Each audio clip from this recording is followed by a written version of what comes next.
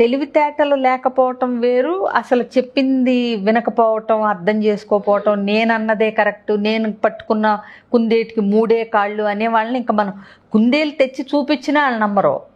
నేను పట్టుకున్న దానికి మాత్రం మూడే ఉన్నాయి అంటారు. సో ఇంకా అట్లాంటప్పుడు ఏదో అంటారే మొండివాడు రాజు కన్నా బలవంతుడని. ఈ మూర్ఖులు అసలు ఇక మనం ఇక అసలు ఏది చేయలేం వాళ్ళని. నిజంగా కనుక అంత మూర్ఖత్వమే ఉంటే వాళ్ళని మార్చడం చాలా కష్టం. ఇంకా వదిలేసి ఇంక వీళ్ళు ఇంతే అని వదిలేసి అన్నా కాస్త మనశ్శాంతి కోసం స్పేస్ తీసుకుని ఉండాల్సిందే తప్పితే మనం కూడా ఆర్గ్యుమెంట్కి అయితే తిక్కకూడదు.